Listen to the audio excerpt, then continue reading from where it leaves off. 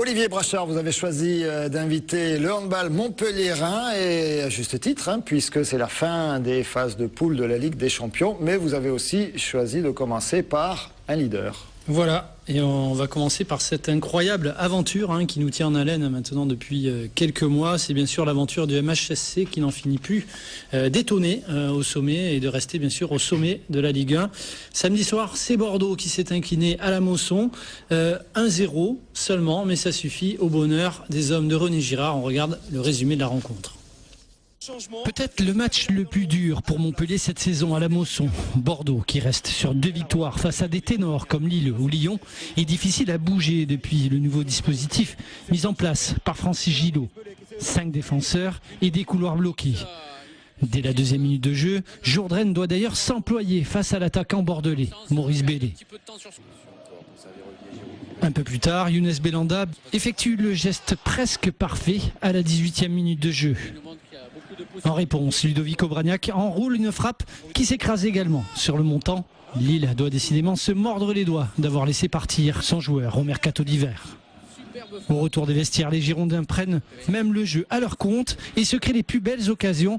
Maurice Bellé, seul face à Jourdain, manque l'ouverture du score. Le portrait montpelliérain réalise une parade à la fois exceptionnelle et un petit peu chanceuse, en fermant l'espace à merveille. Bloqué dans le jeu, c'est sur coup de pied arrêté que Montpellier va trouver son salut. 10 minutes à jouer, corner côté droit tiré par Estrada. John Utaka coupe la trajectoire du ballon. Le portier bordelais Carasso ne peut rien faire. 1-0 pour le MHSC. Bordeaux pousse et Montpellier a les moyens d'aggraver le score. Olivier Giroud peut marquer son 17e but en championnat. Trop gourmand sur ce coup, l'attaquant montpelliérain. Les 4 minutes de prolongation semblent interminables, mais les 3 points reviennent finalement aux Héroltais. 34 sur 39 points possibles cette saison à la Mosson. Et ce qui est important, c'est le résultat aussi des adversaires, du coup. Et voilà, c'est presque le carton plein, en tout cas à la Mosson, 34 sur 39 points. On peut écouter déjà les réactions. Alors, on va écouter les réactions notamment de René Girard et puis d'Henri Bédimo qui était sur ce plateau la semaine dernière. Franchement, je comprends pourquoi ils ont battu pas mal de grosses cylindrées. Ils sont difficiles à jouer. Je pense que c'est peut-être là, après un match comme ça, on s'en rend peut-être pas compte, mais je pense que pour protéger notre seconde place, ils vont pas mal nous aider. Parce que c'est vraiment une belle équipe défensivement. Tu trouves pas d'espace et si tu n'es pas patient avec eux, je pense que tu passes à la trappe. Mais on a eu, je pense aussi de la chance, de la réussite, parce Joe nous fait quelques arrêts et c'est un gros match tactiquement. C'est une belle saison, elle continue. On savait que jouer un adversaire coriace, c'était pas simple derrière Paris. Il se cachait un petit peu, mais il fallait s'attendre à une partie très rude, ce que ça a été. Mais bon, je crois que c'est bien d'être capable de s'adapter à ce genre de situation. Pas être trop pressé, d'attendre. Aujourd'hui, c'est John qui est à l'échauffe, c'est bien. Voilà, j'ai un peu anticipé tout à l'heure, donc effectivement, les autres résultats, c'est, on va le voir, voilà. Le match nul assez abracadabrantesque du PSG à Lyon, 4-4. Et du coup, 2 équipes qui patinent, Lyon et PSG, Montpellier qui va passer par-dessus le PSG, puis Lille aussi hier soir. Lille qui jouait pourtant en 11 contre 10 durant 50 minutes et qui a mené face au Rennais et qui a pris un but en fin de match.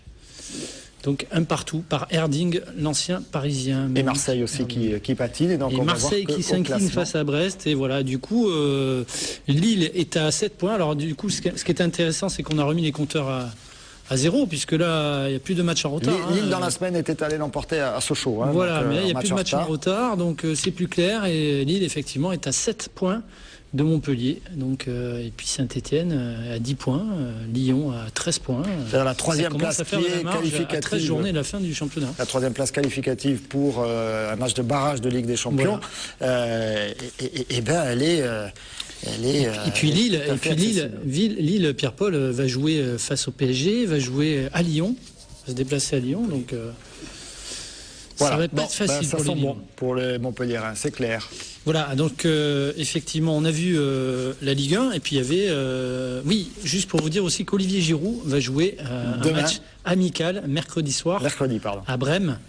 face à l'Allemagne. Il a un bon coup à jouer puisque Karim Benzema n'est pas bien sûr sur la liste puisqu'il s'est blessé avec le Real Madrid. On enchaîne avec le Nîmes Olympique en national. Ah, le Nîmes Olympique, ça patine un peu en ce moment. Et voilà, depuis début de la saison, ils ont du mal un peu. Nîmes, mais il n'y a pas que en haut du classement de national.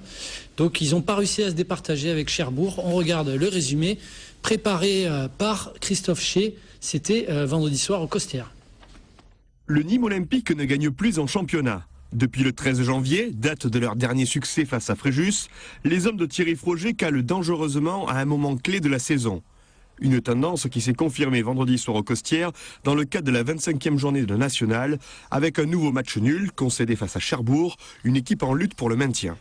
Incapables d'imprimer un véritable rythme à la partie, les Nîmois allaient buter sur les cages cherbourgeoises avec un premier tir trop croisé de Gounbilly à la 23e minute de jeu. Une équipe manchoise rarement dangereuse, mais qui avait mis Cyril Merville à l'épreuve 5 minutes plus tôt, avec cette percée de Diong bien contrée par le gardien nîmois. C'est vrai qu'on a essayé de gérer les temps forts et les temps faibles. C'est ce qui a été demandé comme consigne dans le match. Parce qu'on sait que lorsque les Costières s'inflamment un petit peu, automatiquement ça se complique très rapidement. Après un but hors jeu en toute fin de première mi-temps, les Nîmois allaient revenir en seconde période avec les mêmes intentions, sans toutefois trouver la faille. La bicyclette de Koné, à l'heure de jeu, n'inquiétait pas Simon Lugier, tout comme Sébastien Piocel, 5 minutes plus tard, qui ne parvenait pas à cadrer sa frappe après un caviar adressé par Koné en pleine surface de réparation. On a fait un match solide, devant une équipe bien organisée, rugueuse. Et on a eu 2 opportunités en première, et le retourné de Sédou et l'occasion énorme de Seb. Voilà. Je pense qu'au point, on peut le remporter. En tout cas, on peut le remporter. Et quand vous ne pouvez pas le gagner, c'est bien dommage parce qu'il y a eu de la dépense d'énergie, un combat important au milieu. Désormais 4e à 5 longueurs du leader niortais et avec un match en moins, le Nîmes Olympique va devoir se remobiliser en vue de son déplacement face au Paris FC vendredi à Charletti avant de jouer son match en retard à Besançon 4 jours plus tard. Oui, ça va s'enchaîner pour Nîmes Olympique avec 2 déplacements à Paris et le match en retard effectivement à Besançon. Je rappelle, on va regarder les classements. Les autres rencontres, oui, effectivement, de cette 24e journée. À 20h45, donc après la rediffusion du journal, bien sûr, et puis le match à suivre. Il y a eu quand même beaucoup d'actions lors de ce match.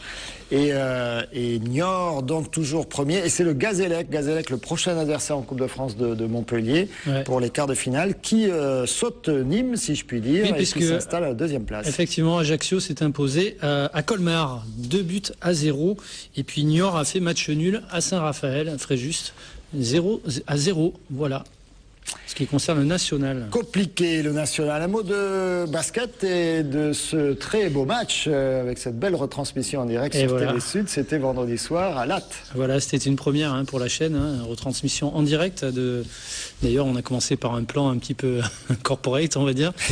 Avec le BLMA s'est incliné. C'est la fin de l'aventure, en tout cas en Euroleague, pour cette belle équipe du BLMA. Défaite 80-72, cumulée à celle en Turquie du match aller. Dommage, car les Latoises ont dominé les 3 quarts de la rencontre. C'est le 3e carton qui a été fatal. Voilà, face à cette équipe de Fenerbahçe, vraiment taillée pour une victoire en Euroleague. Donc il y a l'Australienne Penny Taylor et l'Américaine Angel McCoughtry, vice-championne olympique et championne du monde, toutes les deux, qui ont fait beaucoup de mal aux Latoises, notamment aux ailes. Et le 3e carton fatal, on disait 11-2, infligé dès la reprise aux Latoises. Donc une défaite, Donc les Latoises doivent se reconcentrer. Un très beau match, une belle ambiance, et puis il reste le championnat avec un joli coup à jouer. Voilà, exactement. Et on va écouter brièvement Sandra Dijon-Gérardin à la fin du match. C'est vrai qu'elles sont très fortes, elles sont invaincues en Euroleague. On a essayé de faire le maximum, c'est pas passé. Maintenant on passe à autre chose. Mais bon, on a fait un bon parcours, on arrive en 8e, c'est déjà pas mal. Allez, c'est déjà pas mal. Prochain rendez-vous pour le BLMA ? Voilà, c'est Charleville-Mézières, Sauvre Charleville-Mézières à la maison. Et puis le prochain rendez-vous à Latte, c'est aussi le 16 mars prochain, je vais y arriver, face à Châles-les-Eaux. Châles-les-Eaux, concurrente pour les 2 premières places. Tout simplement pour le titre, ce serait bien d'aller chercher, après la Coupe de France l'année dernière, d'aller chercher le titre de championne, ce serait génial. Et puis pourquoi pas la Coupe de France encore aussi. On ne sait jamais. Oui. Il y a un titre à défendre. On reste dans la Coupe de France avec le handball. Voilà, la Coupe de France, défaite de l'USAM avec nos spécialistes hand à côté. Défaite du Lucam 29-24, c'était le 8e de finale face à Cesson. Alors il faut dire que bon, c'est une autre équipe de D1, Cesson, pas moins de 6 absences et non des moindres quand même dans l'effectif de Jérôme Chauvet, Franck Junillon, ancien Montpellier, Jean-Philippe Ahon, Guillaume Sourina, les cadres. Et puis dès le début du match, Kovac, l'arrière droit, qui est gaucher, qui s'est blessé en tout début de rencontre également, donc ça n'a pas été facile pour l'emporter avec des jeunes. On va écouter l'entraîneur Jérôme Chauvet et puis Damien Skassianos. On écoute. Ils ont vraiment essayé de faire ce qu'ils ont pu, voilà, avec de temps en temps de la réussite, mais le seul truc véritablement il faut retenir sur les jeunes, c'est qu'ils n'ont pas déjoué, ils ont essayé. Voilà, après ils ont loupé. Bien évidemment qu'ils ne sont pas encore tous du niveau de première division, ces ont été complets, donc ils ne venaient pas faire de la figuration, ils venaient chercher leur qualification, donc il n'y a rien à dire sur l'état d'esprit des jeunes. On voulait faire un petit résultat, même si on n'avait pas l'équipe, on s'était dit on va se battre. Bon, maintenant c'est fini, on va passer au championnat. On a 3 matchs importants qui arrivent là, j'espère qu'on va récupérer tous les blessés là, Jean-Philippe, Guillaume, Franck, voir un peu Irfan ce qu'il a. Et voilà, on est dans la dernière ligne droite, là il reste 10 matchs, il va falloir qu'on prenne le plus de points possible. Et justement, les prochains rendez-vous de l'USAM? Alors justement, ils reçoivent Tremblay en France, vendredi soir en championnat. Match très très important pour les Gardois. Et puis un petit mot du HBCN, les filles de Nîmes reçoivent Fleury ce mercredi en championnat, avant bien sûr de défier les Roumaines de Zalo en quart de finale aller de la Coupe EHF. C'est la première fois qu'elles évoluent à ce niveau, les Nîmoises. Ouais. Et on y sera en Roumanie. Voilà, au match retour le 10 mars. Christophe Chez en Roumanie, Florian? Pourquoi pas, il y a sûrement des pépites de sagesse à trouver là. Certainement, beaucoup de sagesse chez les Roumains, comme chacun sait. On enchaîne avec nos invités, voilà, non, avec déjà les images. Avec la Ligue des Champions, on va pouvoir voir des images, bien sûr. Une belle victoire à Belgrade pour conclure cette première phase, on va dire, de Ligue des Champions. 30-20. Dans une salle un peu clairsemée, il n'y avait pas d'enjeu, donc 1000 personnes. Belgrade est éliminé, on le sait. Montpellier terminé forcément à la 4e place. Mais une belle victoire, 30-20, avec un effectif qui a pu tourner, Rémi. Oui, tout à fait. L'objectif était de bien terminer cette Ligue des Champions et de préparer les échéances futures, puisque vous savez que dès jeudi, nous recevons Chambéry en championnat de France et que derrière se profilera le 8e de finale de Ligue des Champions. Donc l'objectif était de gagner ce match par rapport à la Ligue des Champions qui est une compétition importante et chaque victoire compte, et de bien préparer effectivement ces échéances en faisant tourner l'effectif. On voit Mladen Bojinovic à l'image, le Serbe qui a commencé sa carrière dans ce club-là. Oui, c'est un joueur emblématique de ce club et je crois qu'il a eu un accueil à la mesure de la popularité qui est la sienne en Serbie. Et en aparté d'ailleurs, Mladen Bojinovic qui a signé à Paris pour 2 ans et qui va quitter le club de Montpellier après 10 ans de bons et de très bons et loyaux services auprès de ce club. Il a tout connu avec le club de Montpellier, il a failli partir mais il a préféré rester. Qu'est-ce que vous pouvez dire sur Mladen tous les deux? Alors effectivement, j'ai découvert comme vous cette information en lisant la presse sportive nationale ce matin qui annonçait donc la signature. Alors, on savait, vous l'aviez déjà annoncé, qu'il ne resterait pas à Montpellier dans tous les cas à la fin de la saison. Voilà, il était acquis que le joueur était en fin de contrat et qu'il ne poursuivrait pas sa carrière à Montpellier. Moi, je suis très content de ce choix parce que je pense que Mladen est un joueur tout à fait apte à encadrer une équipe jeune. C'est le cas de Paris et je pense effectivement que dans les perspectives qui se dessine actuellement à Paris en vue de créer un grand club, c'est le joueur emblématique qu'il leur fallait et je pense qu'il sera tout à fait capable de mener le projet, sachant que Mladen Bojinovic restera de toute façon un monument du handball montpelliérain et qu'il est dans les cœurs de tout le monde. Et dans le cœur des supporters et de Gérard Didier qui connaît très bien, le numéro 77, c'est d'ailleurs le maillot que tu portes. De temps en temps, oui. C'est vrai que Mladen Bojinovic, pour nous, c'est un grand monsieur. C'est un monsieur avec un grand thème, un professionnel avec un grand P, et qui laissera, je pense, au même titre que certains grands joueurs qui sont passés par Montpellier, une empreinte indélébile dans ce club. Et on va essayer de le fêter son départ dignement.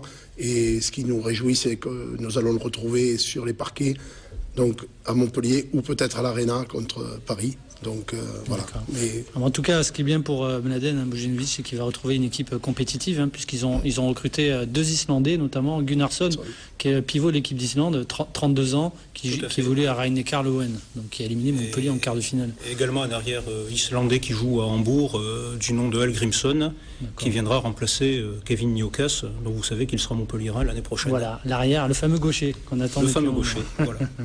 Qui a signé un 10 sur 10 dans son dernier match de championnat, de Coupe de France contre Chambéry il y a 4 jours. D'accord. Alors, dites-moi... On va peut-être faire l'infographie, voilà, c'est ça, la pause, et après on reviendra sur l'interview, l'infographie Ligue des Champions, si on peut l'envoyer à la régie, voilà. Avec donc ce classement, alors, qui n'est pas courant. On avait plutôt l'habitude de Montpellier qui finissait sa phase de poule en première ou deuxième place. Là, vous tentez un truc, en fait. C'est peut-être un acte manqué, je sais pas. D'accord, on verra ça tout à l'heure. Kiel, Copenhague, Léon, Montpellier, la 4e place, ça veut dire qu'on est désavantagé normalement pour le tirage suivant. Alors ça dépend, parce qu'il y a des équipes comme Hambourg ou même Rhein-Neckar Löwen, qui l'an dernier avait terminé dans la 3e place et qui sont allés finalement presque au bout, Final Four. Montpellier, les 2 dernières années, vous avez fini premier. Et puis vous êtes fait éliminer en quart. Donc pourquoi pas? Alors justement... Alors non, on va pas leur poser la question, mais je vais y arriver à tenir mon challenge. Juste l'information avant la pause, c'est le tirage au sort des quarts de finale, c'est demain entre 11h et midi. Voilà, demain tirage au sort à 11h. Demain tirage au sort, là, la pause.